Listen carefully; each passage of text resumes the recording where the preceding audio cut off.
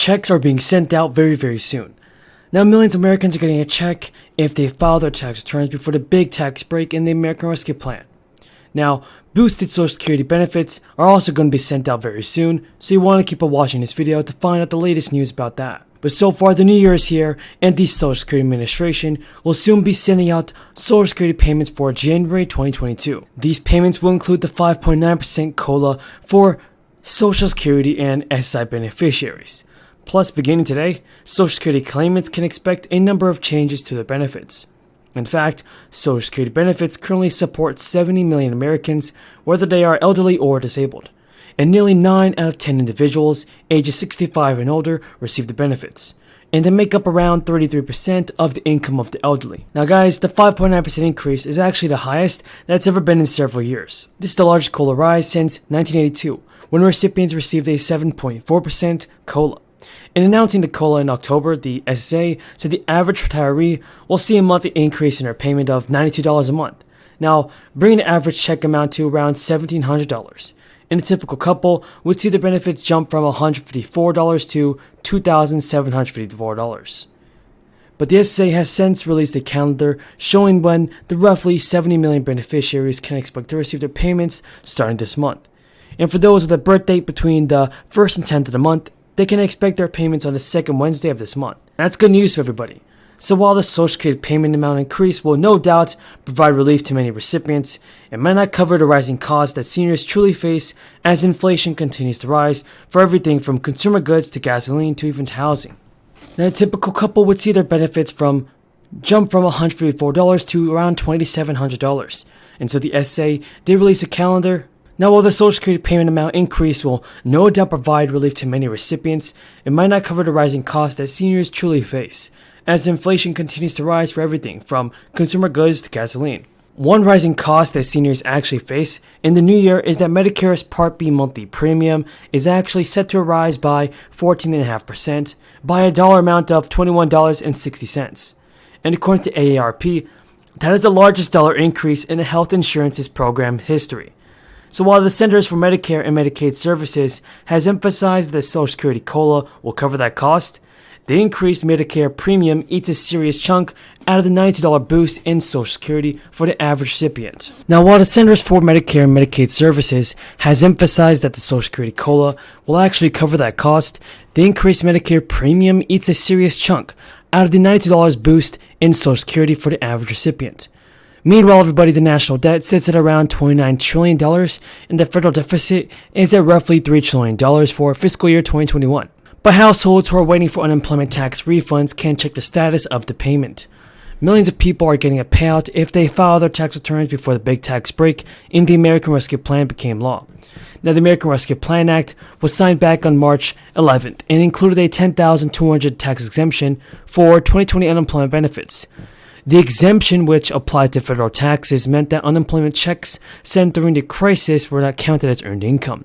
But because the change happened after some people filed their taxes, IRS is issuing refunds for overpayments or may use it to pay other taxes owed. Now, it's important to note that the $10,200 figure is the amount taxpayers can exclude from their earnings, not the amount of the refund. The latter will vary between households depending on the overall income, your tax bracket, and how much of your earnings came from the benefits. Half a day, nearly all the damage. Many families having minutes to get whatever they could, their pets, their kids, into the car and leave. The last 24 hours have been devastating. It's really unimaginable. It's hard to speak about. Like many Boulder County residents, I have texts and voicemails from friends letting me know whether they're safe or not, what they've lost. I also spoke to the president just before this press conference. The president called. He offered his support for the people of Colorado. They also gave verbal authorization. The president approved the expedited major disaster declaration, and that'll be finalized and papered in the next couple hours.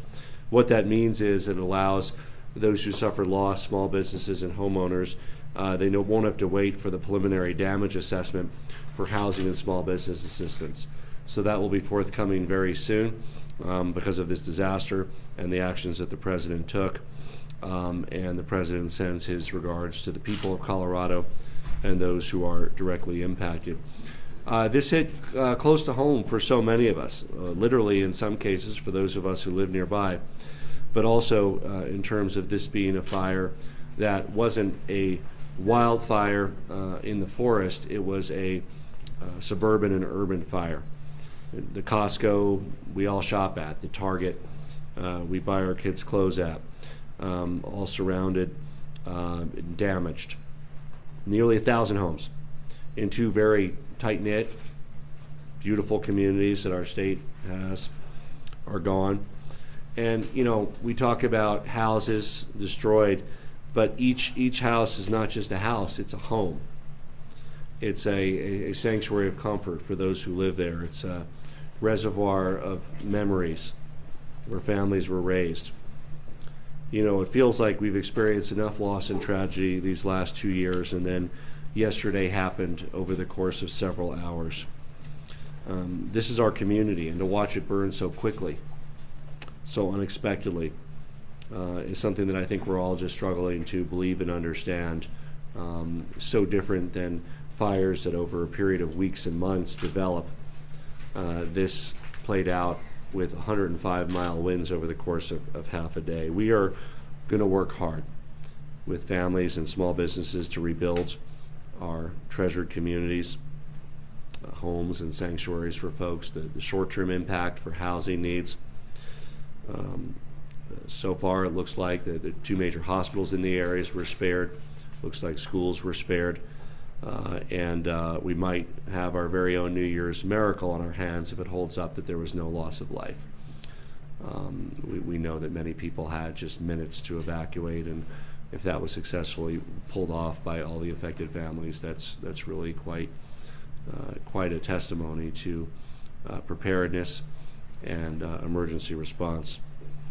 I also spoke to the FEMA administrator this morning and let her know that that with this expedited major disaster declaration, we're going to need all the help we can get. She asked other ways that could help. We talked about short-term housing needs. We talked about additional needs for hospital capacity because of the hospital Avista that will be, while not destroyed, out of commission for a period of days or weeks. It's uncertain when that'll be back at 100% capacity. You know, Mr. Rogers once told his audience, when I was a boy and I would see scary things in the news, my mother would say to me, look for the helpers. You'll always find people who are helping. And time again, we see those helpers here in Colorado. Sheriff Pelly, his deputies, Director Stan Hilke, National Guard, hundreds of brave firefighters from municipal fire departments across the Denver metro region, law enforcement, first responders. Many of these brave men and women themselves lost homes or were uncertain whether they even